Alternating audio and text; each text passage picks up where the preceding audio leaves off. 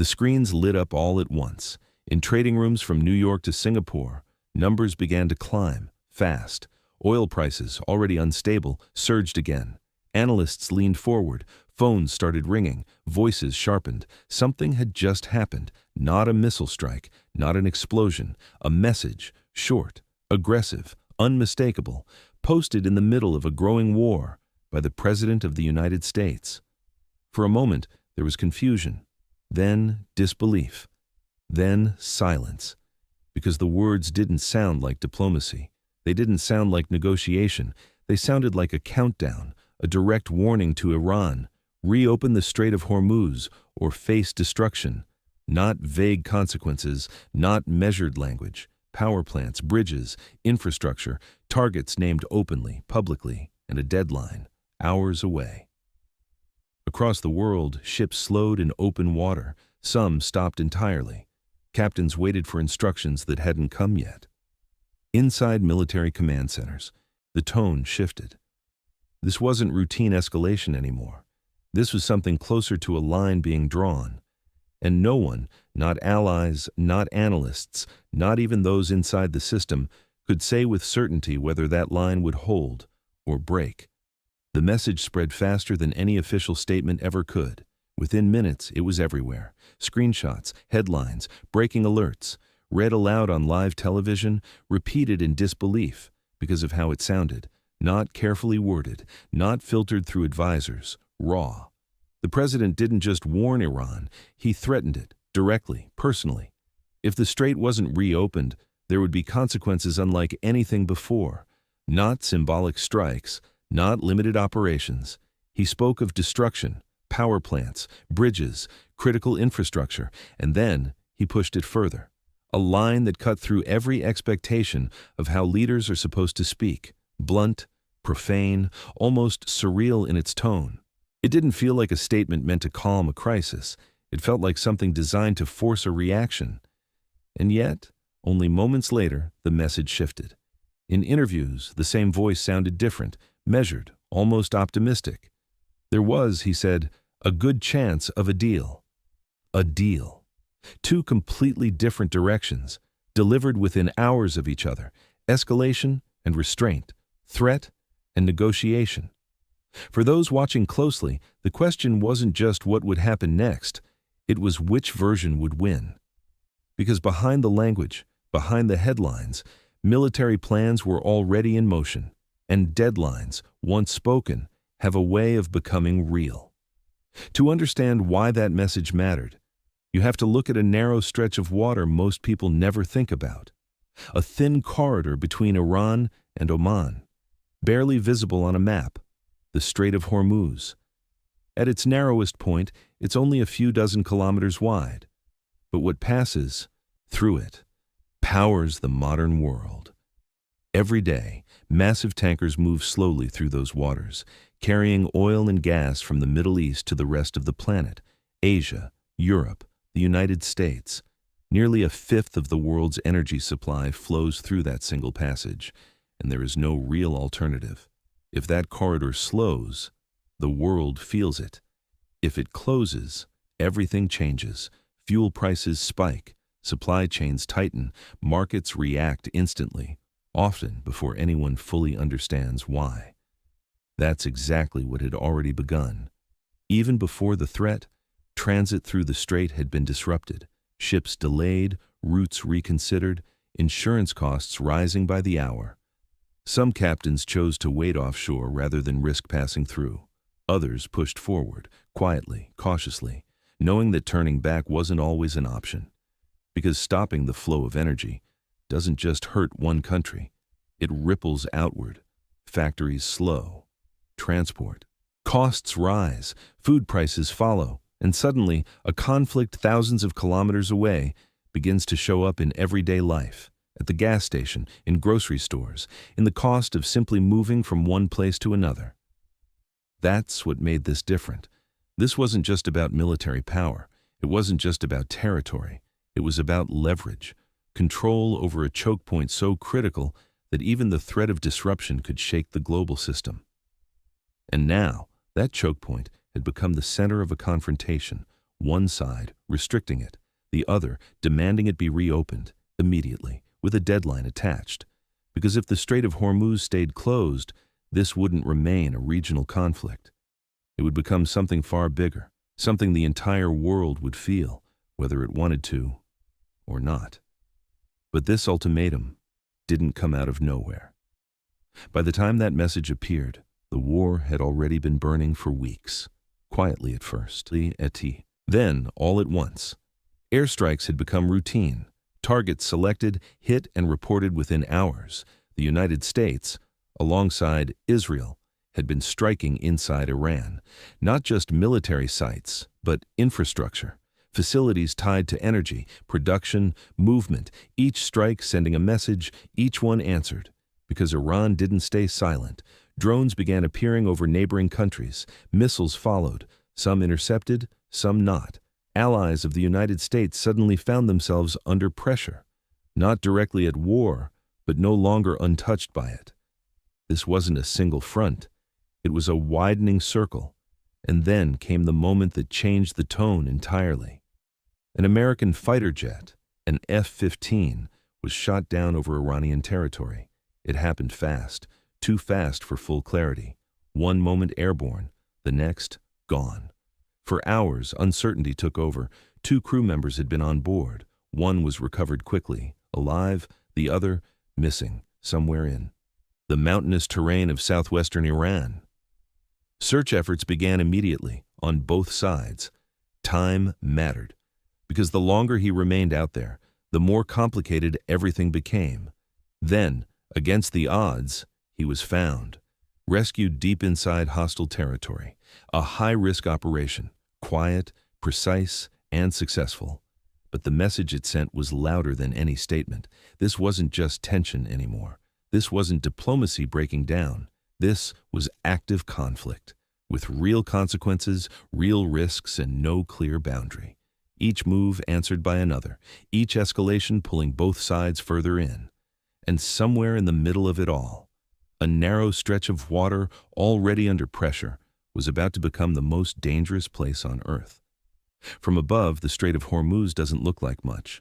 A narrow ribbon of water, calm, almost still, but down at sea level, it feels different, heavy. Tanker ships move slowly through it, massive. Steel giants, fully loaded, each one carrying millions of barrels of oil, each one following a carefully defined path, just a few kilometers wide. Because the safe passage through the strait is tightly controlled. Ships don't just cross freely, they move in lanes, like highways on water, one direction in, one direction out, and between them, very little room for error. Now, imagine that system under pressure. Iran had begun to interfere with that flow, not always openly, not always directly, but enough. Ships delayed, routes disrupted, signals unclear. Some vessels reported harassment, others simply turned back. And then came the warning signs that couldn't be ignored. Transit slowed to a crawl. Insurance companies raised premiums overnight. Some refused coverage entirely, because the risk wasn't theoretical anymore. It was real. Every captain entering those waters knew it. Every crew understood the stakes. They weren't just transporting cargo. They were moving through a potential flashpoint where a single incident could trigger something far larger. At the same time, Iran made its position clear.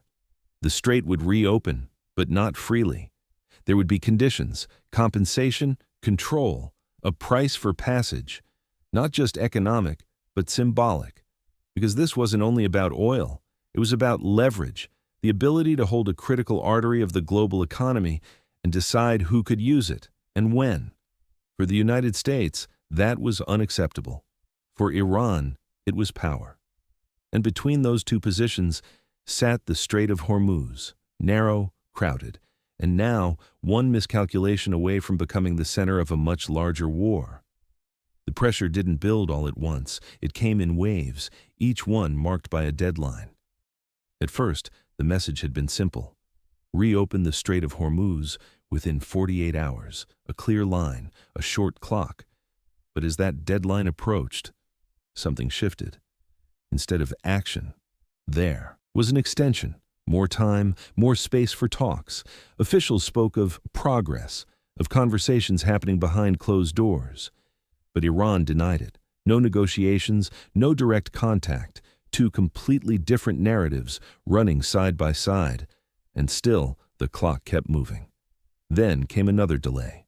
5 more days. Again, the tone suggested movement, possibility, a deal just out of reach. Markets reacted, briefly stabilizing, then rising again. Because uncertainty doesn't calm systems, it stretches them.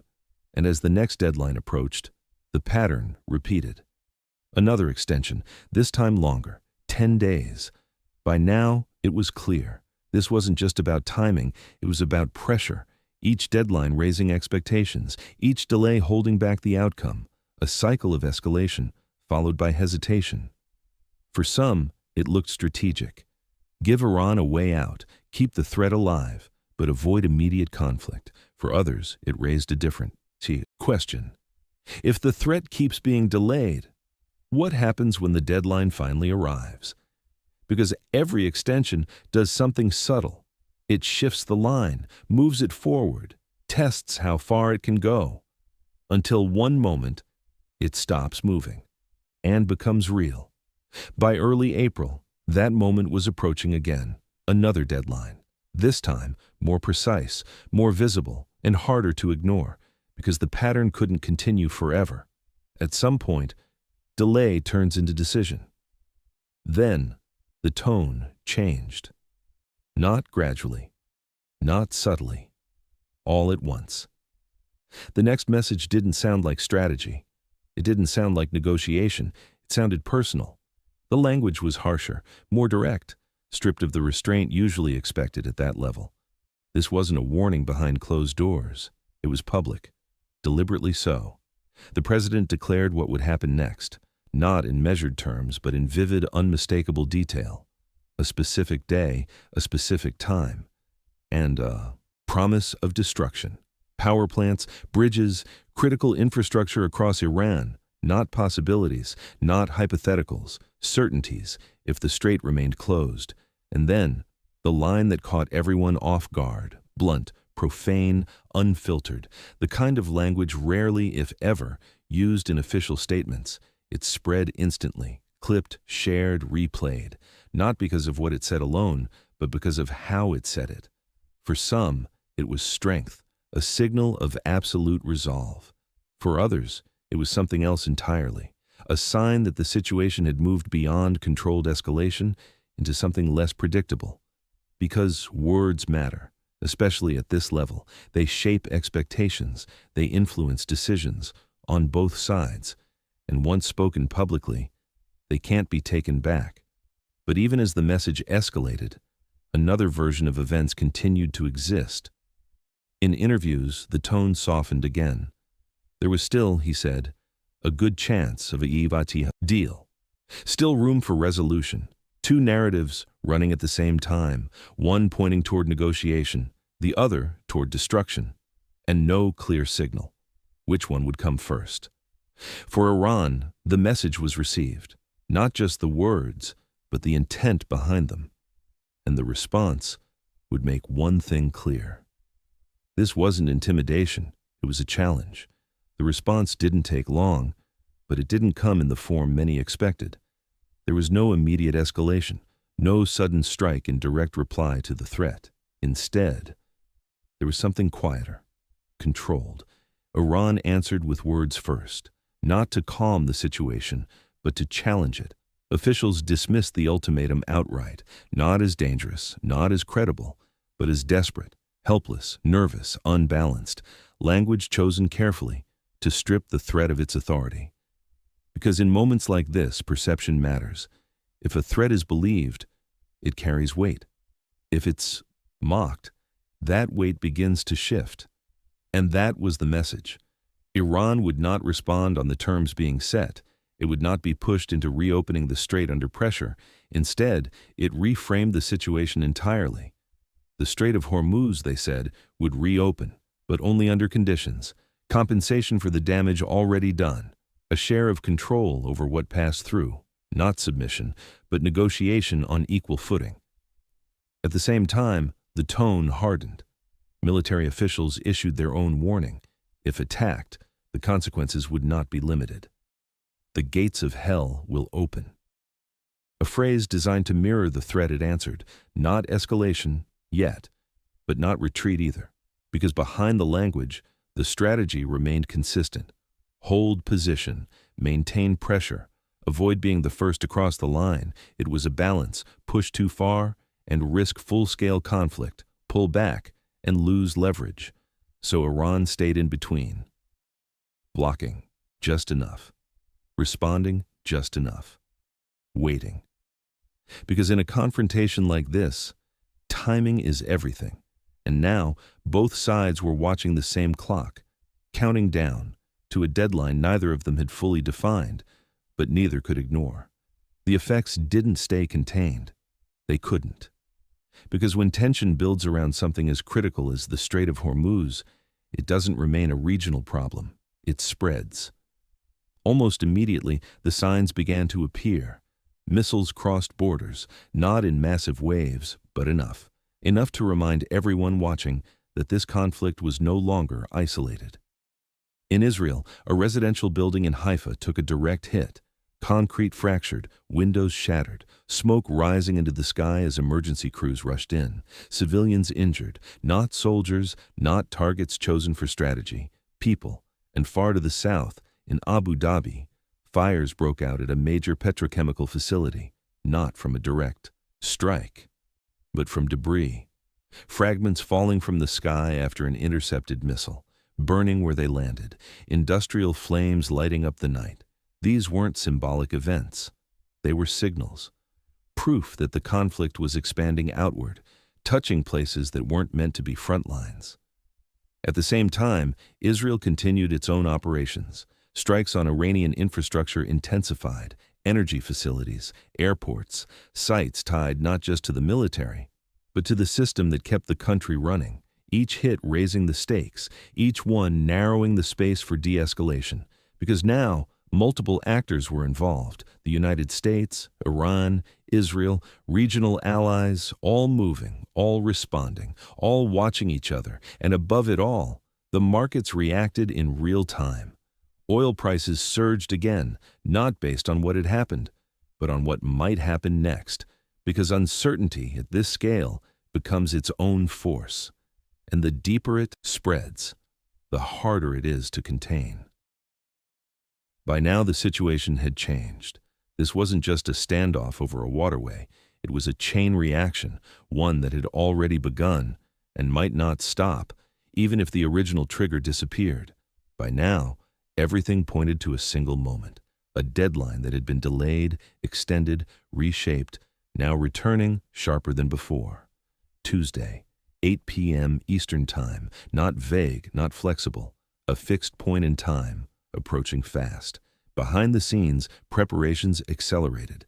Military planners reviewed options. Targets had already been identified. Power grids, bridges, energy infrastructure, not symbolic strikes, but actions designed to cripple, and once carried out, impossible to reverse. At the same time, diplomatic channels remained open, quiet, indirect, often denied publicly, but active nonetheless. Because even at this stage, with tensions at their peak, there was still a narrow path away from escalation, a deal. It didn't need to be perfect. It didn't need to resolve everything. It only needed to do one thing: reopen the strait. If that happened, even partially, the pressure could ease, markets would stabilize, military action could be delayed. Again, the cycle would continue. But if it didn't, then the deadline would stop being a warning and become a trigger. Two outcomes, both possible, both close, one leading toward negotiation, fragile, incomplete, but enough to hold the line. The other, toward direct confrontation, strikes, retaliation, escalation beyond control. And the difference between them came down to decisions being made in real time, by leaders, by commanders, by people operating with incomplete information and no margin for error. Because in moments like this, there's no clear signal, no announcement that the line has been crossed, only the realization, after it happens, that it already has. strip away the headlines, the statements, the language designed to provoke or reassure, and something deeper comes into focus. This was never just about one message or one deadline. It was about how fragile the system really is. A single waterway, barely visible on most maps, holding together a chain that stretches across continents. Energy, transport, economies, all dependent on movement through a corridor just kilometers wide, and all vulnerable to disruption. What this moment revealed wasn't just tension between two countries. It exposed a pressure point, a place where modern life, for millions of people, can be affected by decisions made far away, in rooms most will never see.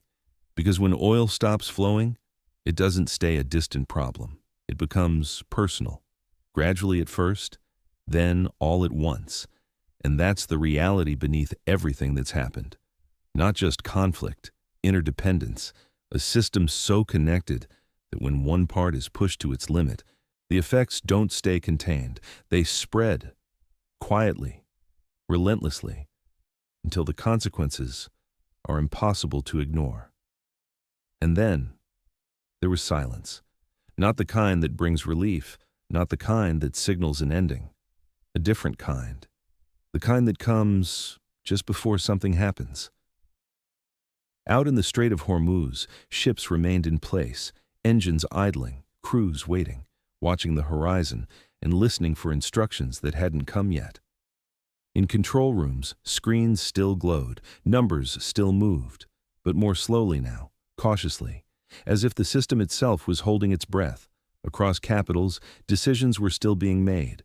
Quiet conversations, last-minute calculations, how far to push, how far to pull back. Because once a line like this is crossed, there is no returning to where things were, only forward toward whatever comes next.